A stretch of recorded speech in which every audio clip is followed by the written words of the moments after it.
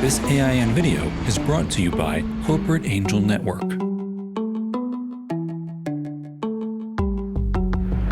A desire for security is just one reason that travelers are drawn to business and private aviation, but access to this grade of aircraft alone is not a 100% guarantee of safety in a world where security threats seem to be around every corner. So how are aircraft operators supposed to keep their passengers and their crews safe? How can they make sense of the seemingly unpredictable risks and guard against them? Well, today we're joined by an expert, John Cawthon, whose company Medair provides security intelligence for this industry. And John and his team help customers from around the world mitigate the many risks that they face. So John, thank you so much for joining us today. First of all, could you perhaps sort of identify, I don't know, 2 or 3 of the main type of risks that travelers and the people who fly them might face going about their business? Absolutely. First and foremost, thank you for the opportunity. We really appreciate your time. There are a few areas, and most notably, and I think most people would reasonably assume that the greater Middle East is a challenge right now. And if we were to drill down, we could talk about some of the instances with Iran and the escalations with the United States from a classic geopolitical standpoint. There's also some of the proxy issues that are going on, and if you think out to Libya, out to Syria, Lebanon, what's happening in Israel, the greater Levant, and then some of the spillover down into Yemen as well. So if you think about it as a whole, this is an area of great challenge and interest to the aviation community. A lot of security challenges both in the air and on the ground. Good, okay. Some of the other places I would say as well that we need to pay attention to are in Africa as well. The Sahel, just south of the desert there in West Africa. A lot of terrorist activity, overflight risk issues, and then also security issues on the ground. And we've seen this going all the way back to the attack in Bamako on the hotel there. Good point. Now, all the things that you're describing there, that would make total sense to people who watch the news and Absolutely. They see the trouble spots. But is there a danger that somebody watching us might say, oh, well, gee, I don't go to any of those nasty places, so I'm fine, you know, I can just go about my business, I don't need to pay any attention to security. Is there a danger of complacency, I guess, if you're not going to obvious trouble spots? Absolutely, and it's a great point. And in aviation, we know one of the things from a safety standpoint, complacency can be a killer.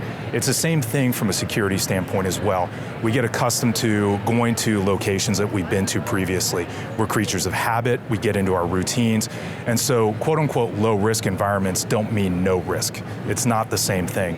So you still have to be vigilant, you still have to put in controls to mitigate any risks that you might be encountering in a location. And if you think recently, Western Europe, for example, historically a very safe location, low risk, but we've seen attacks both in London and Paris as well that have impacted travelers and certainly could impact aviation industry, air crew, travelers, passengers, etc. Right, good. So let's try and get a clear picture of where this risk arises.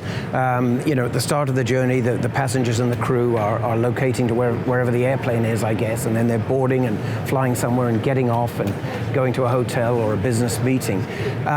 You know, where are the sort of possible gaps where you know, the threats could kind of get into the mix there, if you like, and where do they most need to pay attention? Yeah, and really from beginning to end. So we think about it to end-to-end journey, right? So if you use an analogy that everybody in the industry is familiar with, especially on the piloting side, right? Pre-flight planning. So we want you to do the same thing from a security standpoint. Integrate and think about security issues from the beginning. As you're planning that flight, that mission, that journey, what are the things that you need to account for? Well, there could be risks that you're going to encounter at the airport that you're operating from an insider standpoint, for example. How do you think about that? What programs and plans and policies do you have in place to be able to conduct background checks, both for internal personnel as well as vendors? Just one example. As you start to pre-flight plan and you think about that journey as well, en route risks, what are the overflight issues that you might have? Taking a Great Circle flight, for example, from the West Coast of the United States to Asia may very well take you into airspace that abuts North Korean airspace where we've seen a number of missile launches. Could that be problematic for your overflight portion of the flight? Then when you get to your destination, some of the things that you may encounter that you're not really thinking about, especially in a low-risk environment, what are the transportation requirements? Have you vetted this carrier, this individual? Do you know what they're capable of doing taking you from the airport to the city center, the hotel, et cetera, et cetera. So we recommend thinking about transportation risks as well. And really from a lodging standpoint, you've got to consider this as well. Even branded hotels, you've got to think through what are the threats that may be even adjacent to that property that you hadn't considered. They may have a great security perimeter, CCTV, so on and so forth.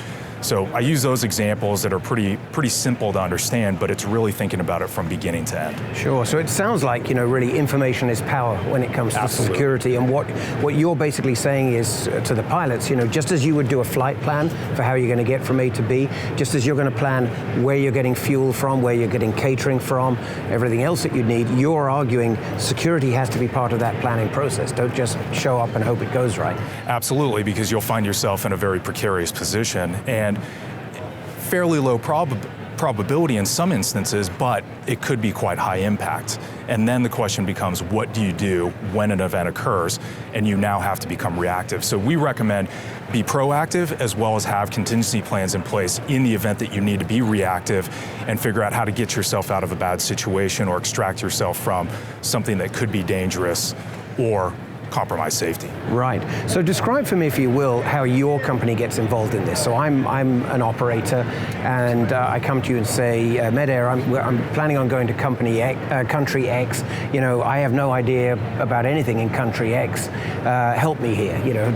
What happens then? It's a great point. And as you said, information is power. And once we arm people with that information, and we think in terms of, again, we're in the aviation industry, so we're helping you build that situational awareness. Information helps you do that. We have an intelligence platform that helps us gather through open source as well as human contacts, through our vendor network, the ability to build a very comprehensive picture. We're able to provide briefings to our clients. We're also able to provide alerts almost in near real time to our clients for anything from medical issues to security incidents in various locations. So clients can request a number of different types of briefings. We can deliver these to you via email in a nice document, nicely laid out, logical format. We can also have a conversation with you. We have a 24/7 capability with our analysts staffed in a regional manner. We have an office in Philadelphia, for example, that covers the Western Hemisphere. London and Paris that cover Europe and parts of North Africa, Dubai that covers the greater Middle East, East and South Africa, and then Singapore that covers the Asia Pacific region. So we have coverage across the world. So there's backup after the planning. So back to my example, I'm an operator. You and I have worked together to plan our trip to country X, but then I call you halfway through that trip and say, guess what? The boss suddenly wanted to go to country Y, and guess what? There's serious civil disorder breaking out here. There's been a terrorist attack, or some natural disaster. You then can step in sort of after the event, by the sound of it, and provide some support and follow-up, if you like. Correct. Again, being proactive is always the best course of action, but in the event that something does happen, we have security assistance.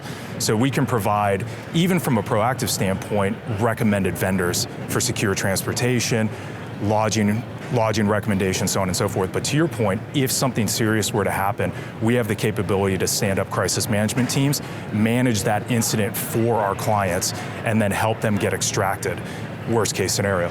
In the event that we can move them within country, put them into a safer location, manage that entire process, we'll absolutely do that. But if we need to, we'll pull them out as required. Right, and just quickly, I mean, some of the sort of proverbial bad guys that you were describing in these obvious places were sort of broadly terrorism related, I suppose you could say, or politically related. What about, good old-fashioned criminals? Is that a threat? People who are just trying to rip you off and take your stuff, if you like? Absolutely, and you bring up a great point, because the terrorist acts and the attacks and these incidents, they're high impact. They're the ones that get the media attention. Everybody, for the most part, is aware of them.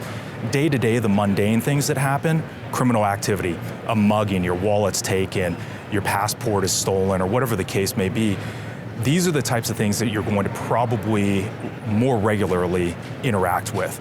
Criminal element is everywhere, no matter where you go, whether it's the high-risk location or the low-risk location. Reality of the situation, too, is, for the most part, people are susceptible to traffic accidents and illness while traveling.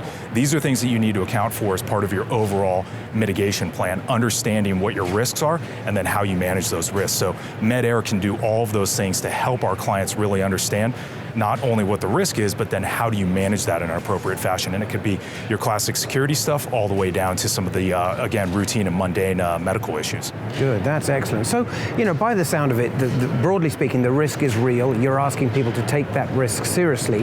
But, not putting words in your mouth, you're saying if you plan correctly, there's no reason to sort of be irrationally worried about this stuff and interrupt your plans. Absolutely. We want you to be prudent, we want you to be cautious, and we want you to think about what the risks are in the world, right? We'll help you understand threats that then ultimately roll up to what that overall risk looks like.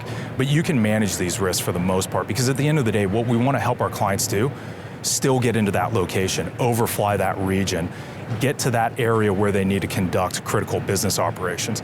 We're trying to be an enabler, in other words. So can we mitigate the risk and help you mitigate the risk to a point where you feel that you can confidently and safely and securely still go into this region to conduct critical business and then return home safely?